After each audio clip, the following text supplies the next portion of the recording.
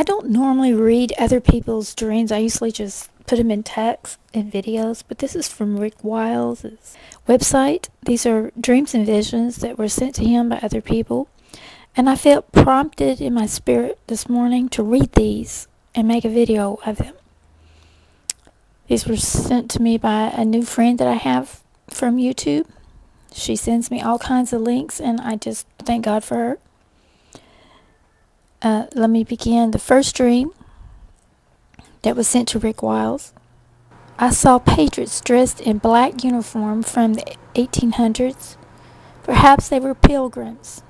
They were on an island, and their leader was hosting an American flag, and it went half-mast. When I saw a man on the balcony looking through a telescope, I could see these patriots through their lens. They were a dictator, an evil man.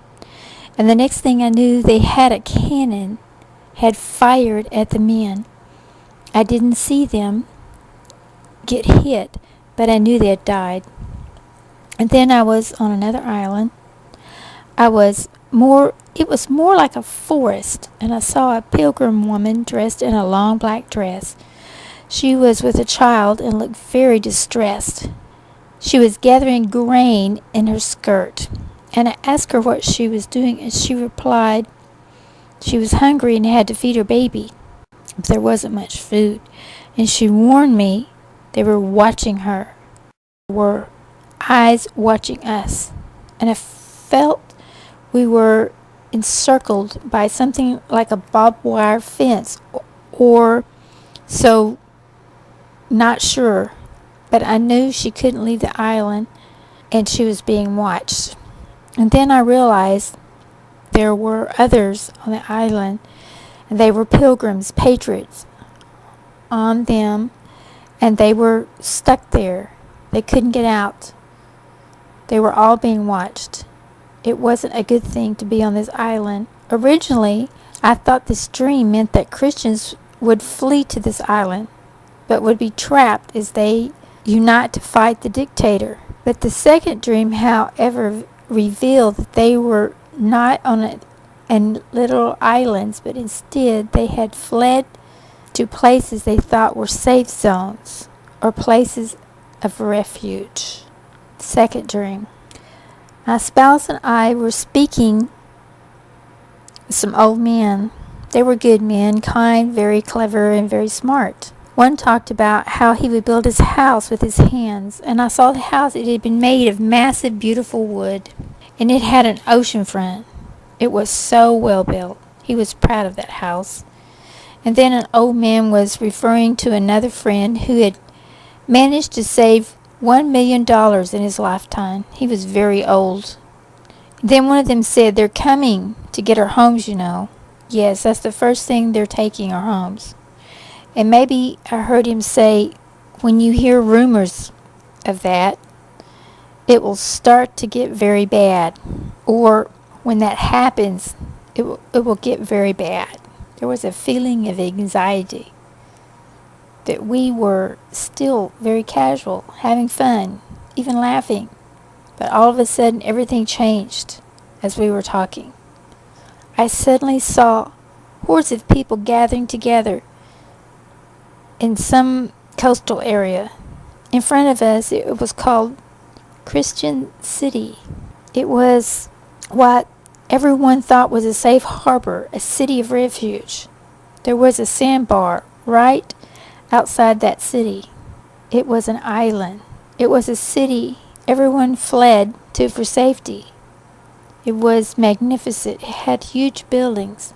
It appeared to be fortified. We were assembled in a huge crowd.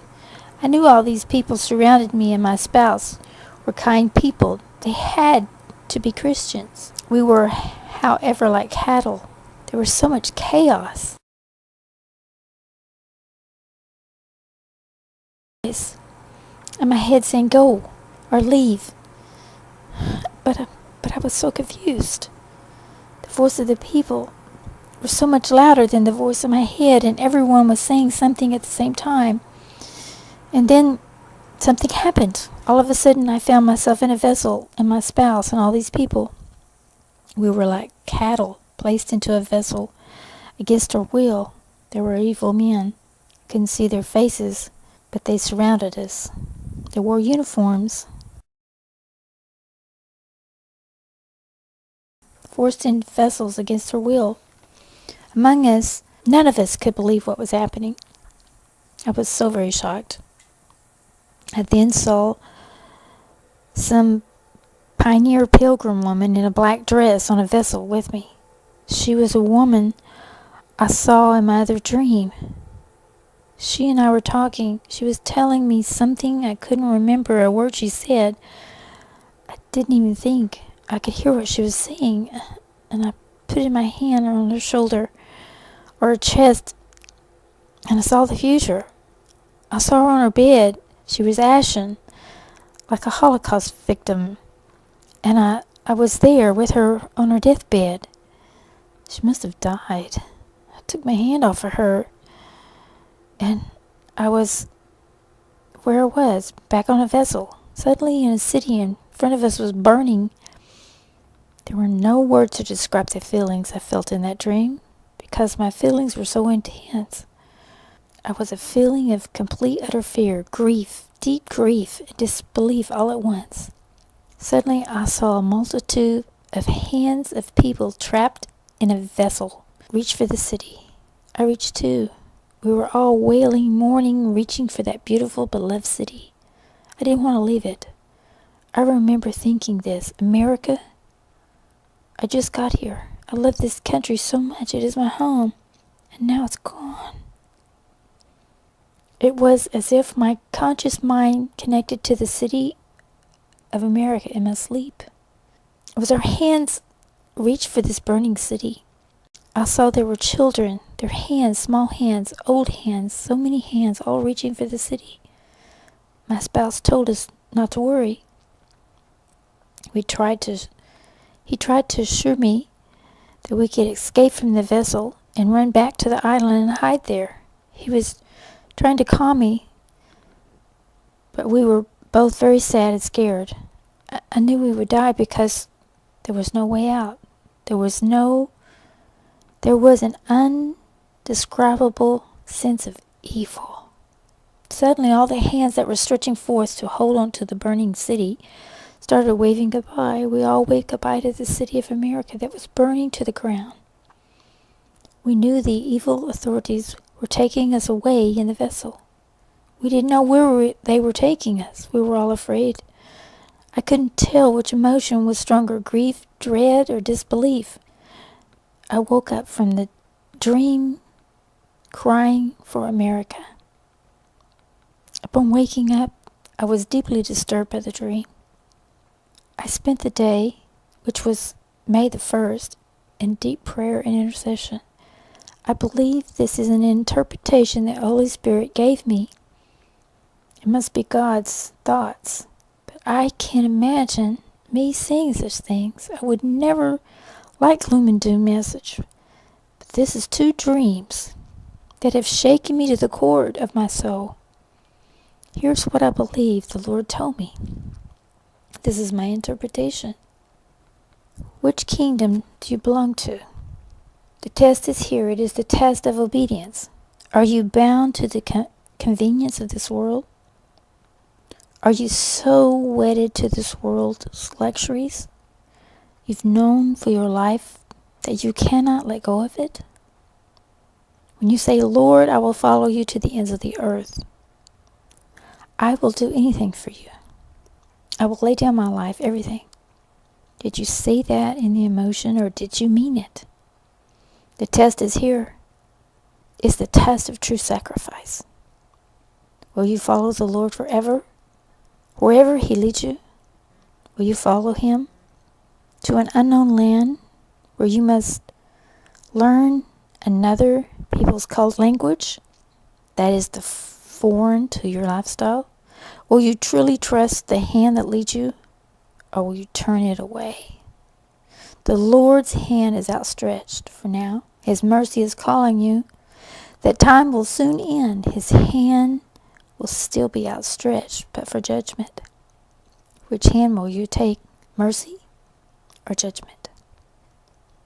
This is the test, to see if he truly is your Lord, or if you truly are of his kingdom. God weeps over this nation. His heart is broken. He has knocked at the hearts of your people, but they wouldn't listen. Even those who profess to love him, in reality, love this life more than him. The dreams they claim are his are really their own. They suffer from dishonor and confusion. Voices are only voices.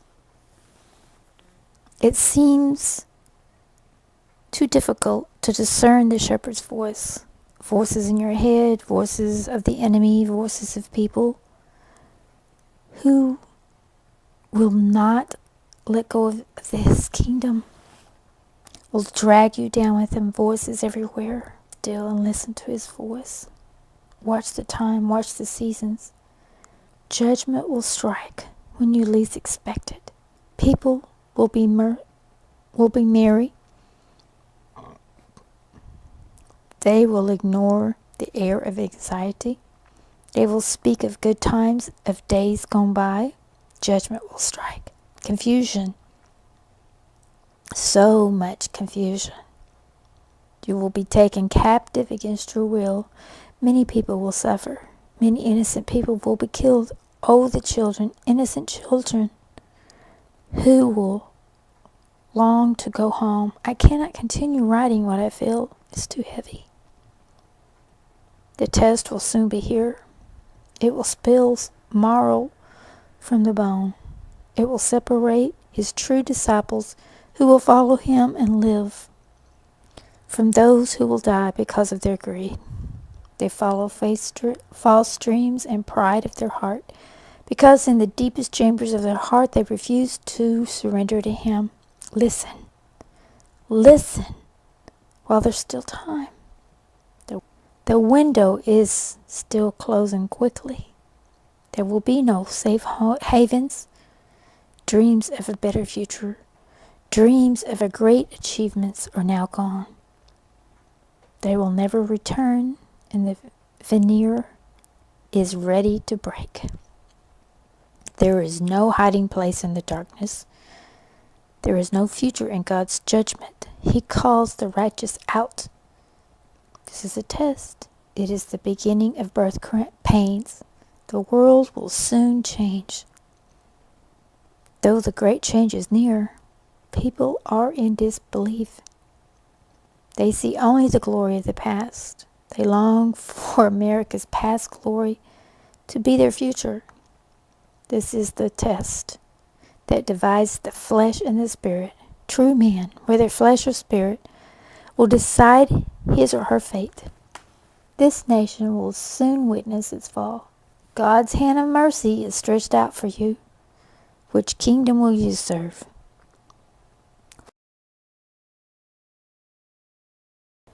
Will be to second person. In this dream last night, early morning, actually, because it woke me up when it was finished around 5:30 or 6 a.m. It was very disturbing. I felt a great deal of sorrow in the morning when I woke up. It was very heavy in the dream of a series of scenes in which I saw back to back made me very sad. The first dream, a family was sitting at a dinner table. Mom, Dad, baby, and a high chair, and two small children enjoying a meal. And a bomb was placed down in the middle of the table. They completely ignored it. The bomb was round and large and about half an inch in size of a baseball. The family kept eating, and first the mother and father slightly glimpsed at it, but they ignored it. The children stared down at it. The children started drawing on it with crayons. And the parents were interacting with their children and laughing. And then the bomb started ticking. And the ticking became more intense and louder and faster. and their eating slowed down, and their parents looked at each other in fear. And then the ticking stopped, and the parents grabbed each other's hands and held onto their children, and the bomb exploded. Second scene. Men were in the yard throwing a baseball. They were playing a game of baseball together. It wasn't a professional game. It was like a bunch of family members together playing ball. In the middle of throwing the ball to a grenade. It looked like a grenade was thrown into the game, and the regular ball fell by the side. The men at first looked at the grenade but paid no attention to it and continued to throw it. And they continued in the game when it went off. Scene 3. Men were running down a football field toward a goal. People were in the stands were cheering. It was a professional football game, and they were running toward a goal. A large missile came through the air, skidded into the dirt, and dug to the dirt right beside the goal. No one paid any attention at the beginning there. They were so engrossed in the amazing game, and they were so engrossed with the amazing play and the game. The crowd was standing and cheering. I saw a couple of the football players. They were running. They looked at each other, and the missile halfway in the dirt. But they kept on running. Moments later, after the touchdown, the missile exploded. The team was wearing dark red color, and I thought it was something gold. Scene 4. Children were playing on the school ground. A fence surrounded the entire perimeter of the school, and suddenly a man dressed in long white gowns and white headdress started coming out of the woods. Others got out of cars, and they made their way to the fence surrounding the school. And teachers on the playground watched men, and they had a look of certainty and worried, and they said and did nothing. They just stood there and watched the children continue to play, and it seemed like a loud echoing sound was heard, and then all at once, in unison, they jumped over the fence and pulled machetes from their gowns and began their terror. I don't want to write what I saw. Scene 5. Men and women that looked very ashen and thin were walking around what looked like on the outside of the bank.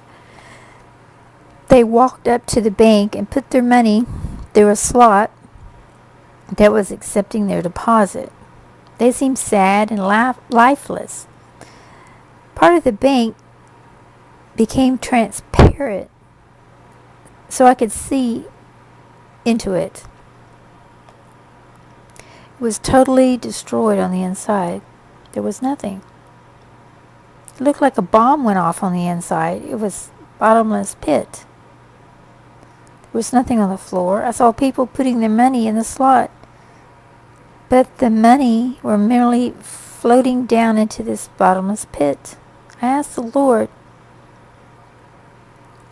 when will these things happen? I was frightened. I didn't want this to happen to us or our children. The Lord said, go back and look again. I revisited every scene. This is what I saw. Family at the table. They were dressed in sweaters. On their plates was cranberry sauce. Flowers on the table were not spring flowers. They were darker in color. Looked like fall. And the men playing ball were wearing jackets. The men in the crowd at the ball game were wearing coats. Some had scarves, and was a light drizzle of snow that was dissipating on the ground, and I saw breath of the players. Children at the playground were dressed warmly with heavy jackets, and the men at on the fence, their gowns were blowing heavily in the wind, and the wind was very heavy. And the people at the bank were wearing coats and jackets. And the final scene, I was using my hand to scrape away a thin layer of ice from the window so I could peer through. When I cleared the window, I saw a large city with smoke coming from the buildings. I remember saying with heavy sorrow, "My America, my America." I woke up immediately and I felt great sorrow and mourning. It's the end of the dreams. Judgment comes quickly to America.